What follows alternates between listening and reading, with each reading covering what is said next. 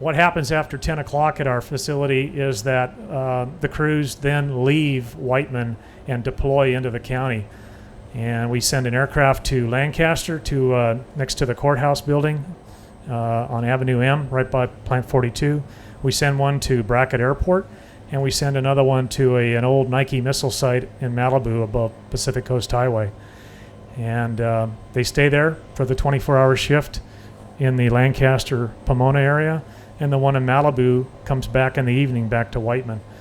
And what we've done is we position, and I've seen that evolution since I've been in the department, because when I came there we only had one 24-hour aircraft. We in the city then have aircraft that can cover, as you guys know, the terrain challenges and the weather. We have an aircraft on both sides of the mountains, and we have the ability to service the coastal areas because we also go to Catalina Island. 911 calls on Catalina, if you're over there visiting in Avalon or you're on the tour boat that comes in, goes to the fire department, and we respond over there for those emergencies, whether we transport to a mainland hospital or we go and do a technical rescue on the island.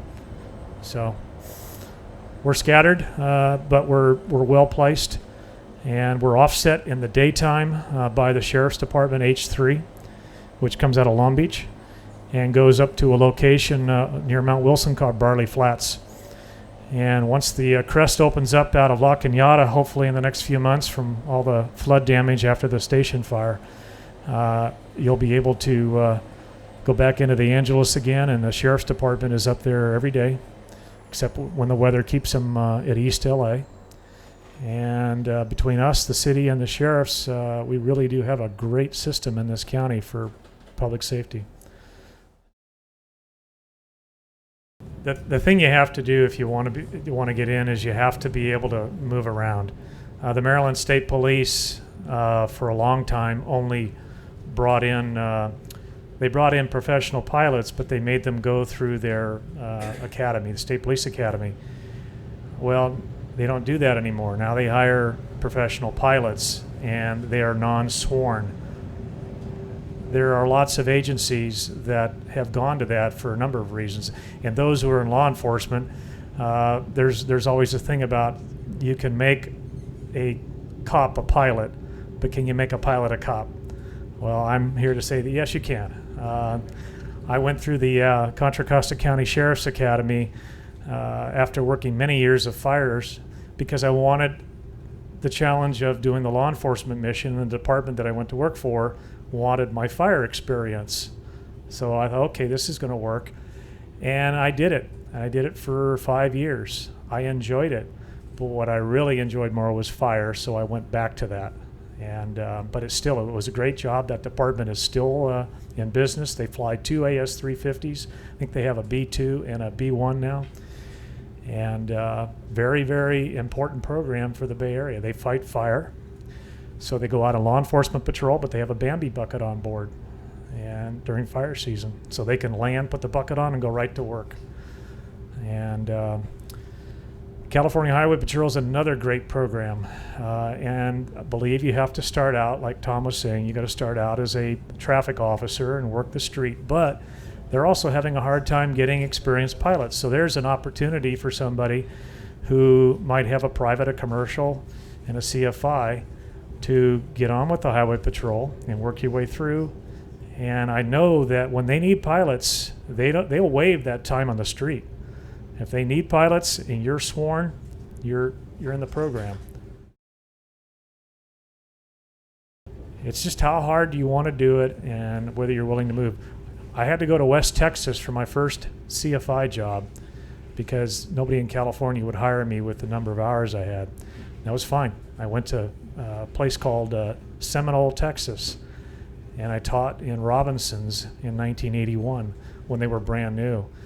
And had I not done that, I wouldn't have had the experience to come back to California and work as an instructor in Northern California. And then that got me in to an opportunity to go to Army Flight School because I was also in the reserves at the time. I was a crew chief on the Huey in my unit.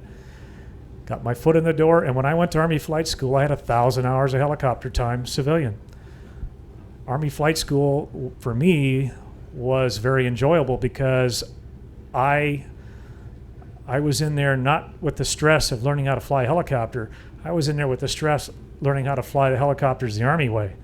And it was a great experience. I came out of there with a instrument rating. I already had a commercial helicopter certificate, but upon graduation from military flight school, you do a military competency test and you get a commercial instrument.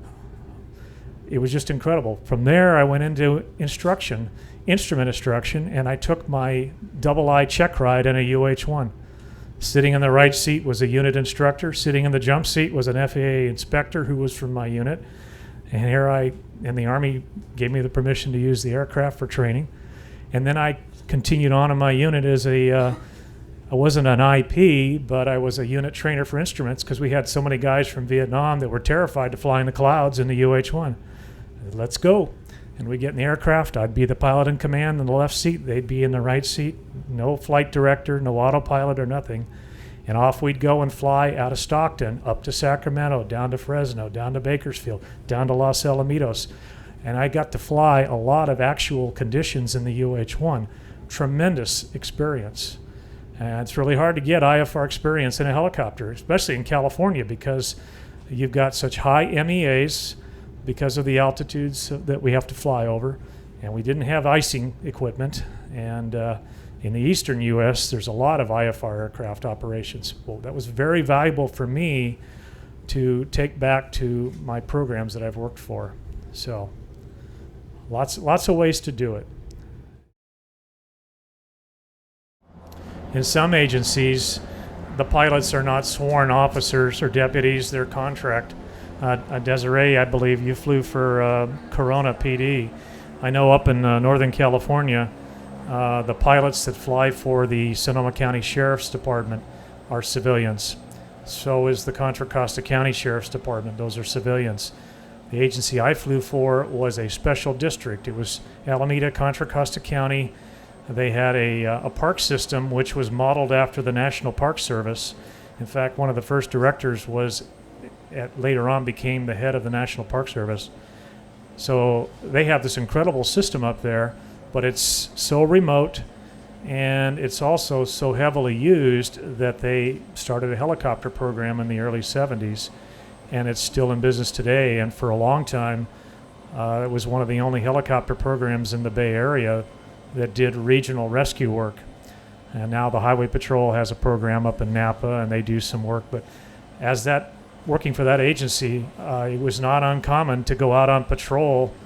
We were based at the Hayward Airport, and as soon as I got airborne, I would be sent down to Santa Clara County or across over to San Mateo County and pulled out of my jurisdiction to go help somebody else. We did pursuits for the Highway Patrol on the freeways. We did searches for barricaded suspects for agencies that weren't even in our two counties because the resources were just not there. And it's tough right now with budgets and cuts and so on.